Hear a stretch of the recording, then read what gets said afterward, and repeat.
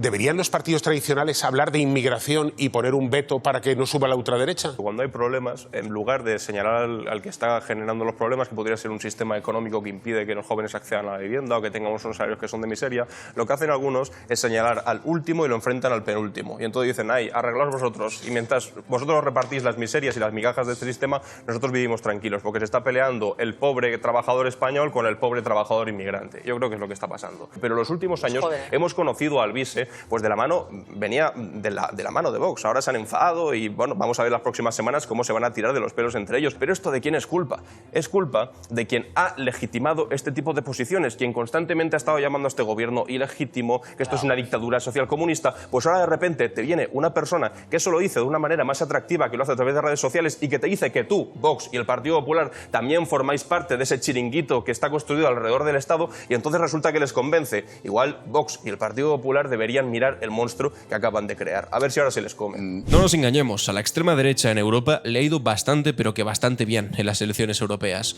En Alemania han quedado los segundos, en Austria han quedado los primeros, en Francia, sin ir más lejos, también han quedado los primeros, los de Marine Le Pen, y Emmanuel Macron se ha visto forzado a convocar elecciones a la Asamblea Nacional y han tenido un resultado que, sin ser el baño o el tsunami que parecía que podría haber llegado a ser y habiendo salvado un poco los muebles, es bastante, pero que bastante preocupante. Si nos lo traemos a nuestro país concretamente, siempre lo digo, pero tenemos la gran fortuna de tener una de las extremas derechas más torpes de toda Europa. Mientras en el resto de Europa estaban haciendo sus discursos que más o menos iban convenciendo a sus poblaciones, aquí en España teníamos a Santiago Abascal invitando a Milei para que nos insultase llamándonos zurdos de mierda a todos, y al día siguiente yendo a saludar a Netanyahu después de que hubiese cometido crímenes de guerra contra el pueblo palestino. Es decir, han sacado un mal resultado. De ahí están los números, lo vemos en un momento. El partido de extrema derecha en España por excelencia ha sacado un 9,6%. En las anteriores elecciones que hubo generales, el partido de extrema derecha, Santiago Abascal, sacó un 12% del voto. Es decir, ha disminuido votos a pesar de que haya crecido en 2 escaños respecto a las del 19, pero en número total de votos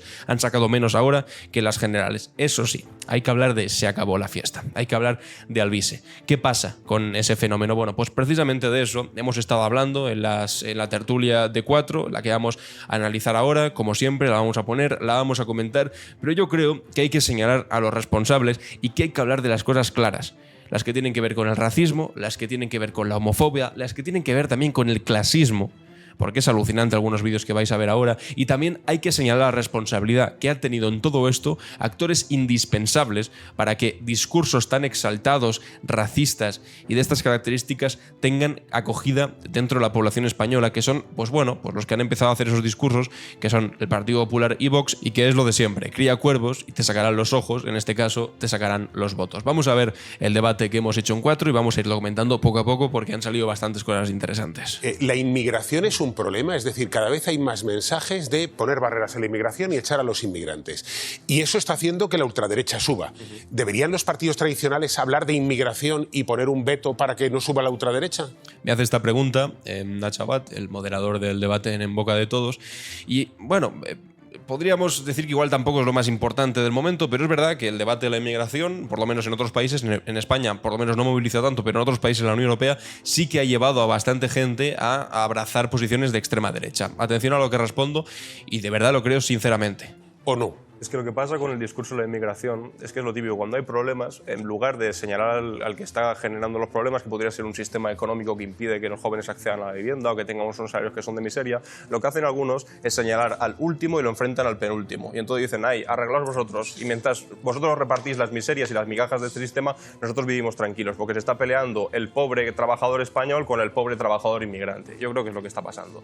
Que esto haya conectado y le esté funcionando bien al Alvise, que ojo, yo no voy a ridiculizar en absoluto al Alvise porque me parece un fenómeno súper serio, 800.000 personas. Y tan serio me parece que es algo que no ha surgido de la noche a la mañana. Alvise lleva mucho tiempo en redes sociales. Es verdad que en televisión no se le conocía, es verdad que en los medios tradicionales tampoco, pero ha demostrado que por primera vez se puede lograr un buenísimo resultado político sin aparecer ni una sola vez en un medio de comunicación tradicional, que eso es súper importante. Pero en los últimos años hemos conocido a Alvise, pues de la mano, venía de la mano de Vox. Ahora se han enfadado y bueno, vamos a ver las próximas semanas cómo se van a tirar de los pelos entre ellos, pero venía de la mano de Vox, en lucha lucha contra el gobierno porque nos habían cerrado durante la pandemia, con ese mismo discurso que ahora ha sabido utilizar para sacar él mismo un rédito electoral. Pero ¿esto de quién es culpa? Es culpa de quien ha legitimado este tipo de posiciones, quien constantemente ha estado llamando a este gobierno ilegítimo, que esto es una dictadura social comunista. Pues ahora de repente te viene una persona que eso lo dice de una manera más atractiva, que lo hace a través de redes sociales y que te dice que tú, Vox y el Partido Popular, también formáis parte de ese chiringuito que está construido alrededor del Estado, y entonces resulta que les convence. Igual Vox y el Partido Popular deberían mirar el monstruo que acaban de crear. A ver si ahora se les come. No es la primera vez que... Claro, y seguramente se les comerá. Vamos por partes. Pero el discurso de la inmigración no es nada nuevo, de la anti-inmigración.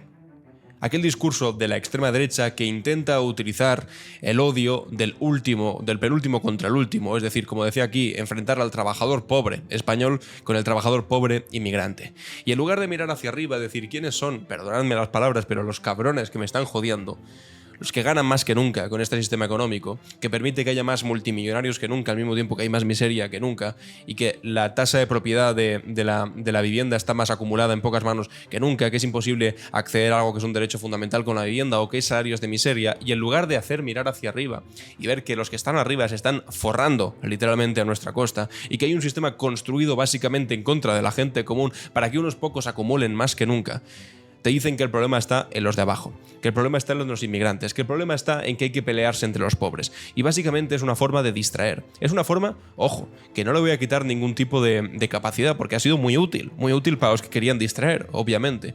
Ha sido muy útil, tiene consecuencias, las sigue teniendo y las seguirá teniendo, pero no es nada novedoso. Es lo que se ha hecho siempre, encontrar lo que se puede conocer como un chivo expiatorio. Una manera de despistar, una manera de hablar de otra cosa, de separar el problema de lo real y llevarlo a lo ficticio, y así enfrentar a una población que está enfadada y que tiene todos los motivos y todas las razones del mundo para estar enfadada, como para no estar enfadado si cobras un salario de miseria.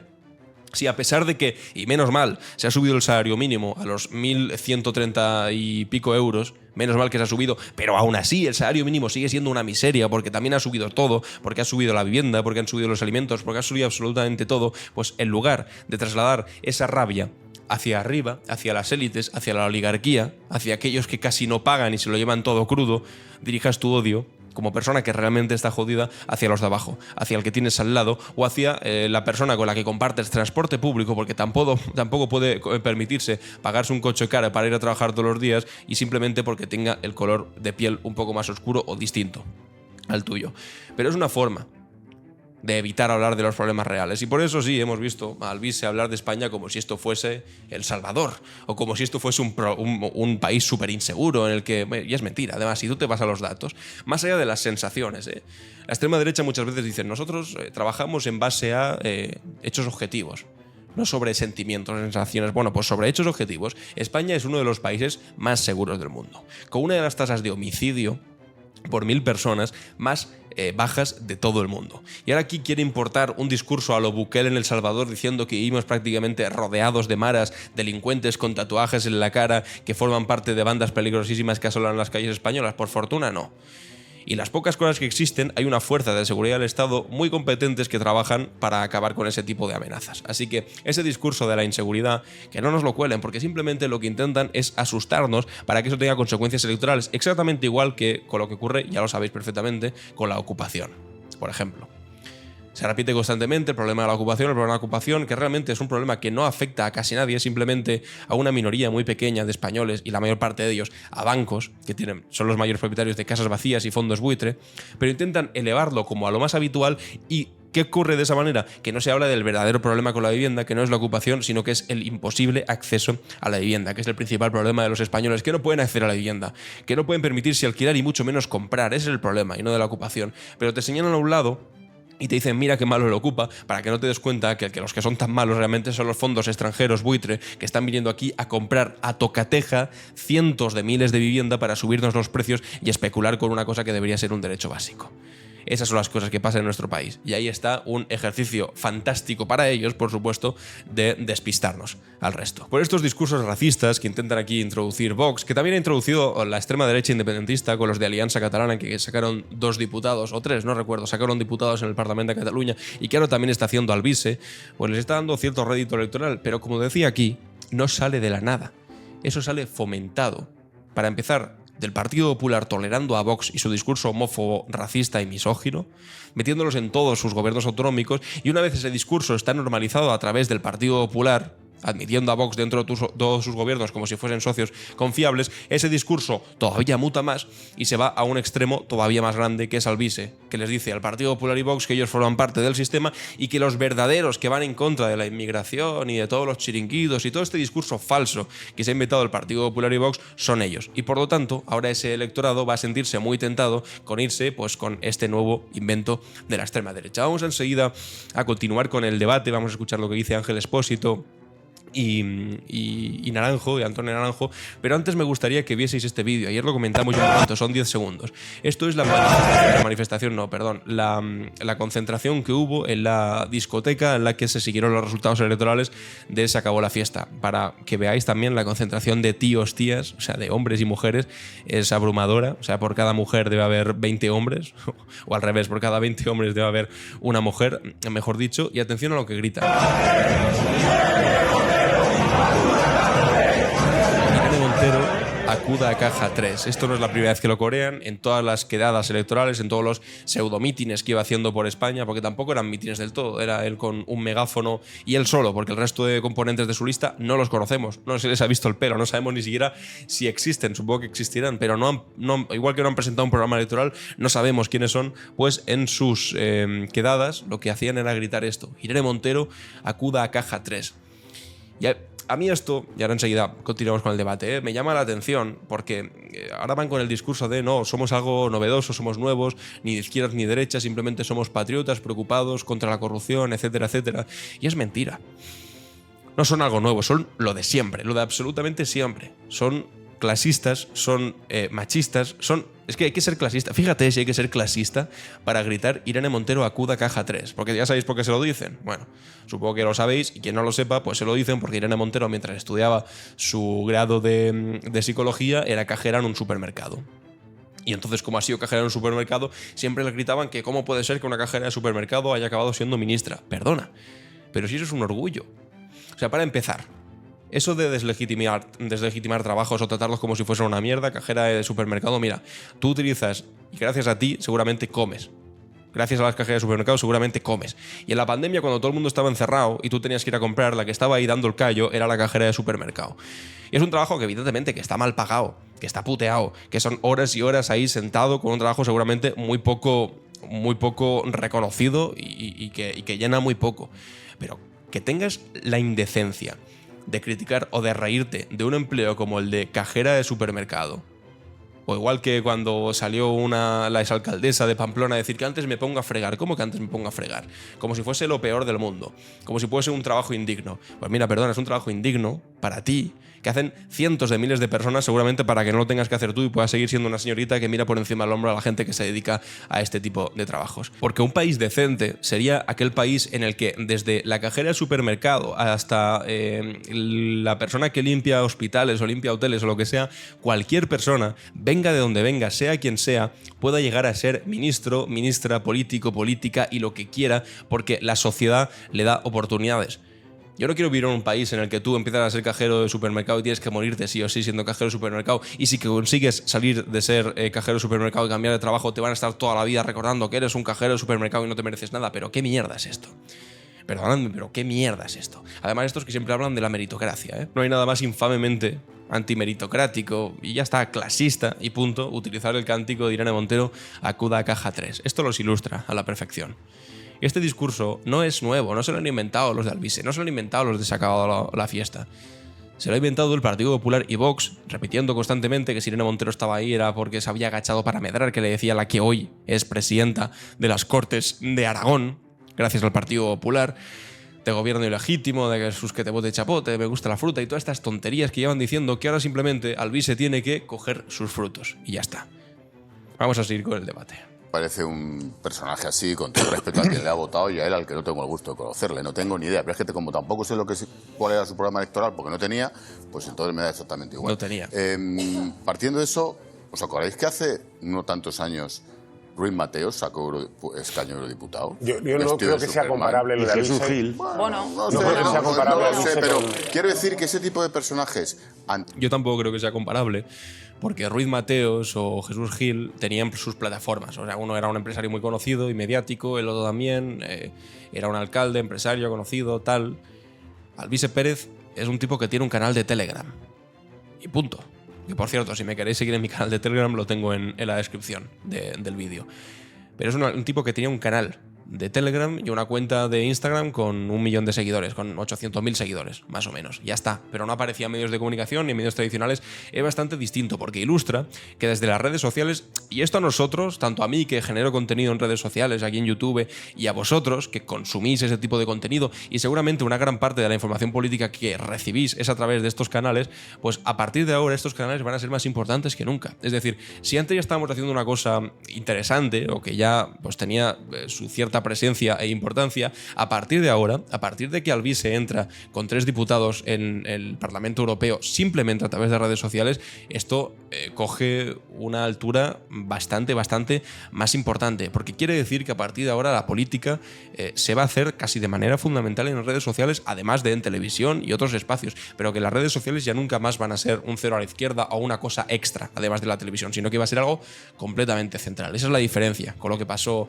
en los años 90, igual con Ruiz Mateos o con Jesús Gil. antisistema, anti todo, que nadie sabe qué trae consigo y que puede durar lo que dure. Oye, dicho esto, quien lo ha votado, su voto vale lo mismo que el nuestro. Por lo tanto, ellos sabrán. Mezclar todo esto con que el PP, con qué tal, con no sé cuánto, con qué... Pues chico, no lo sé, no soy capaz de analizarlo. Y a tu pregunta, que es fundamental. Hombre, si lo que haces es fomentar este tipo de discursos anti-Pedro Sánchez, de dictadura socialcomunista y tal, pues es evidente que después te sacan los gnomos por cualquier lado. Y en este caso los gnomos son ardillas, y concretamente se acabó la fiesta y Alvise. Y ahora atención a lo que va a decir aquí Ángel Expósito, que es, como sabéis, un locutor de la COPE, presenta un programa en la COPE, no es precisamente una persona de izquierdas, pero lo que va a decir aquí, oye, chapo por lo que va a decir ahora, El atención. tema de la inmigración, ¿qué hacemos? ¿Ponemos a la Armada y bombardeamos el Cayuco? ¿Qué hacemos? ¿Declaramos la guerra en la frontera de Mauritania cuando dice deportaciones masivas? ¿Sí? ¿Cómo? ¿A dónde? ¿Qué haces? ¿Los vas soltando por encima de Marruecos y los tiras directamente abajo? Me parece populismo puro. Y la inmigración es un problema, parece que es evidente, sobre todo para quien emigra, y no se puede solucionar con populismo. Lo siento mucho. Yo he estado en todos esos puntos, lo he visto allí, y yo creo que por encima de todo está la dignidad de las personas. Pero se puede solucionar, Ángel. Esto es interesante, dice, la inmigración es un problema sobre todo para el que emigra. Porque claro, algunos hablan aquí con una tranquilidad de, no, afuera todos los inmigrantes, a la prisión, no sé qué. Alvise decía, construiré la cárcel más grande de Europa para meter a todos los inmigrantes.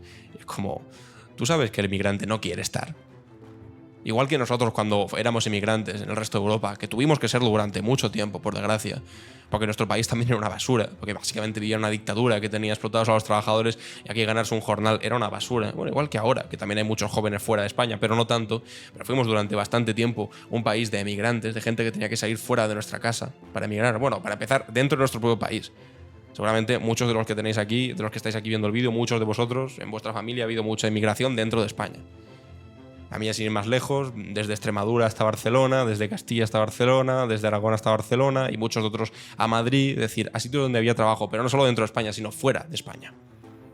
A Suiza, a Francia, a Alemania, a trabajos más bien pagados.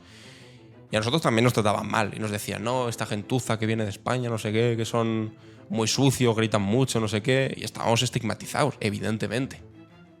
¿Y ahora qué pasa? ¿Se nos ha olvidado eso? Se nos ha olvidado que nosotros cuando salíamos fuera, nuestros antepasados, evidentemente, o seguramente algunos de los que estáis aquí que también habéis tenido que emigrar, o gente muy cercana a vosotros, incluso hoy en día que está trabajando fuera de España, lo hacen por gusto, lo hacen porque quieren ver mundo, porque quieren experiencias nuevas. Pues claro que no. La gente por lo general quiere vivir donde nace, donde están sus amigos, o si no donde nace, cerca de sus amigos, cerca de su familia, cerca de su gente. Nadie quiere tener lejos a la gente que quiere. Todos preferirían quedarse en su casa, donde conocen la lengua, donde conocen las costumbres, donde están a gusto, donde se han criado, de un sitio del que se sienten parte. Y si tienen que emigrar, no es porque quieran venir aquí a jodernos. Si lo hacen es porque no les queda más remedio. Como decía aquí Ángel Expósito, el primer perjudicado, el primer problema de la inmigración lo tiene el propio inmigrante, que no quiere salir de su país. Bueno, y vamos a terminar escuchando la primera parte del debate, que ha ido sobre los resultados de las elecciones europeas, un poco ya más saliendo del apartado de extrema derecha en Europa y de Alvise en concreto. ¿Qué ha pasado entre el Partido Popular y el Partido Socialista? Creo que también es interesante. Están aquí Elan Barroso Regaray, muy buenas, San Antonio Naranjo, Ángel Expósito. ¿Qué tal? Oye, ayer viendo los programas de noche de las elecciones europeas, en un momento dado llegué a pensar, Alan, ¿han perdido todos? ¿Han perdido el PP por no sacar suficiente distancia con el PSOE y ha perdido el PSOE porque ha perdido el PSOE? Es que depende en cómo te lo plantees, porque hace un tiempo que en España ya no tenemos elecciones ni autonómicas, ni municipales, solamente tenemos elecciones que son plebiscitos, al fin y al cabo. Y el Partido Popular había planteado esto como un plebiscito. Pedro Sánchez sí, Pedro Sánchez no. Claro, eso lo plantearon en un momento en el que el Partido Popular tenía un techo electoral, Begoña sí, Begoña no, amnistía sí, amnistía no, pero al fin y al cabo era eso, Pedro Sánchez sí, Pedro Sánchez no.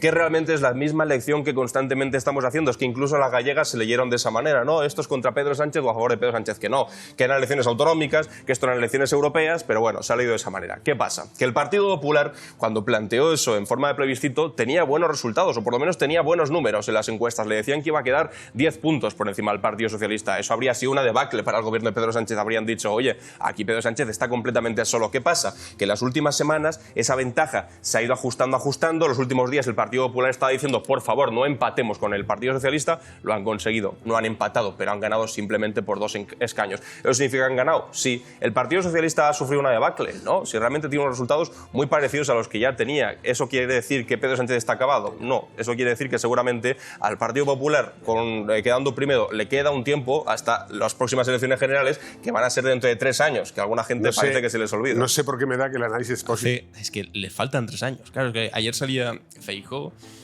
para hacer su análisis en la noche electoral diciendo, las próximas elecciones generales las vamos a ganar. Claro, hay un pequeño problema, una falla pequeñita en tu planteamiento, y es que no hay elecciones generales mañana.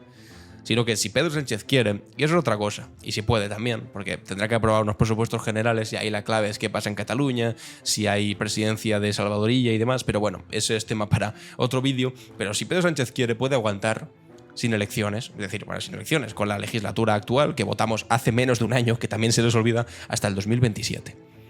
Hasta el 2027. Y esto parece que les cuesta recordarlo, por eso cada vez que tengo oportunidad pues lo tengo que poner encima de la mesa. Que además acabamos de salir de este proceso electoral largo que han sido las municipales, las autonómicas, después unas generales el 23J, después vinieron unas elecciones gallegas, otras elecciones autonómicas vascas, otras elecciones autonómicas catalanas y ahora finalmente las elecciones europeas. Y es como ya hemos terminado este largo proceso de elecciones, a ver si ahora podemos empezar a hacer, bueno, pues política institucional y se dejan de esos que te vote chapote, hablar de Begoña Gómez y criticar tanto la amnistía y empezamos a hablar de las cosas que realmente importan a los españoles, aunque no sé por qué, amigos y amigas, me da la sensación de que no va a ser así, pero vamos a seguir escuchando el debate, lo que me contesta. Esto va a ser diferente.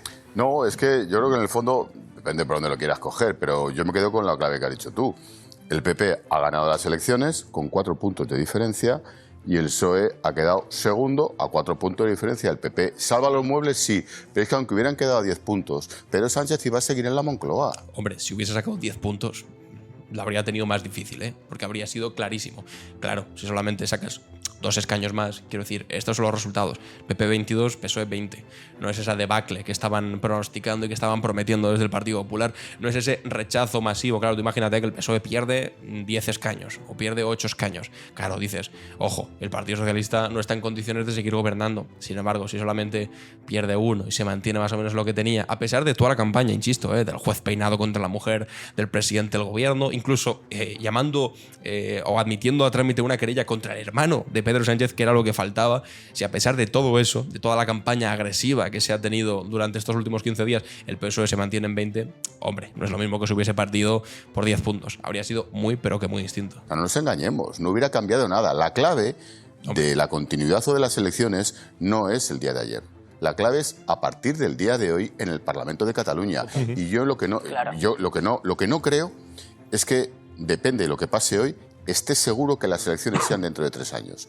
Me quedo con una cosa que dijo Antonio Ortúzar la semana pasada, que pasó desapercibido entre todo el lío de la campaña y de Begoña y tal, y es: no descartemos elecciones nacionales en octubre, en función de lo que pase hoy. Estabas hablando... De lo que pase hoy se está refiriendo a la constitución del Parlamento de Cataluña, que ya sabemos que se ha constituido con los votos de Esquerra, de la CUP y de Junts, votando un president de la mesa del Parlamento, no de la Generalitat, es decir, no del gobierno de Cataluña, a Josep Rull, que es un político de Junts, de los de Puigdemont.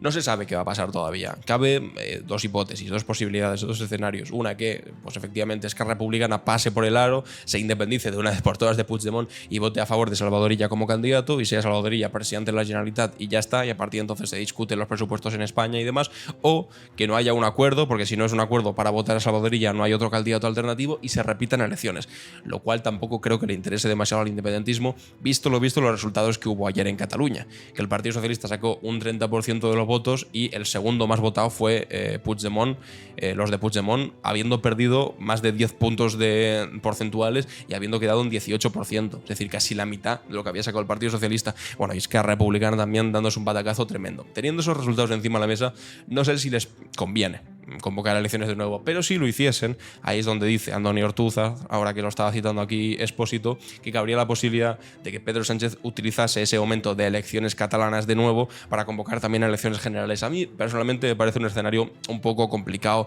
y enrevesado, porque bueno, ¿para qué jugártela, sabes? Teniendo ahí al lado al Vice, a Vox y al Partido Popular deseoso de que se convoquen elecciones, porque Feijóo ahora depende de básicamente que se convoquen elecciones para sobrevivir, porque ahora 3 años enteros de Feijóo esperando unas elecciones en 2027, ¿os imagináis lo que puede ser eso para Feijóo? Sobre todo teniendo el aliento de Isabel Díaz Ayuso detrás, esperando con ansia su momento tan esperado para hacerle lo mismo que le hizo a Pablo Casado. Se le iba a complicar, y eso Pedro Sánchez lo sabe. El mejor escenario para Pedro Sánchez es aguantar, es resistir y dejar las elecciones, a ver, realmente para cuando tocan, narices, porque parece que tenemos que votar una vez cada año, y no.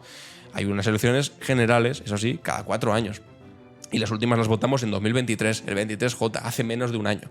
Así que no tengan tanta prisa y todavía hay tiempo, todavía hay mucho tiempo para poder llegar a votar. Meloni ha sacado un 28%, Le Pen ha sacado un 31% y han dicho que han arrasado allí. Feijóo ha sacado un 34% y todavía hay que escuchar que han quedado... Hombre, no, y el Partido Socialista sacó un 30%, entonces ha sacado más que Meloni y casi lo mismo que Le Pen. Y decimos que ha arrasado, no, porque todo es relativo. ¿En tablas o que han empatado? Mira, lo que ha pasado... No han empatado, han quedado a 2, han quedado a 2 escaños, es bastante evidente. No es un empate, bueno, no es un empate, pero es una victoria bastante por la baja. Las elecciones son que en las autonómicas, en las que el Partido Socialista sufrió una debacle histórica y perdió todo, el PP le sacó 3 puntos. En las generales le sacó 1,5 puntos y en esta le ha sacado 4 puntos. Si además aceptamos la dinámica de bloques, que para el PSOE los bloques solo existen a su favor. Y también te digo, con una participación del 49%, que tampoco alucinemos. Todavía es más rotunda la victoria si le añadimos el votante del partido Vox e incluso ese votante algo folclórico del tal Alvise. Bien, esta es la realidad. Otra cosa es que luego nos podamos hacer todas las trampas al solitario que queramos, pero todavía se agrava por una razón más, y es que el resultado de Sánchez, que efectivamente le permite decir no me he hundido, pero ha sufrido una debacle, es con el voto prestado... Hombre, una debacle no ha sufrido, se ha mantenido los resultados, Antonio. De partidos que van a tomar nota. Y van a defenderse de Sánchez. Es decir, ¿qué razón tiene ahora Sumar, Podemos, Junts o el PNV para no hacerle la vida imposible a Sánchez? Sumar, ninguna. Ninguna. Entonces, hombre, pues básicamente no permitir que entre a gobernar Vox con ahora Alvise, ¿no? Si hubiese una repetición electoral, ¿te parece poco? Hombre, no creo que sea poco precisamente.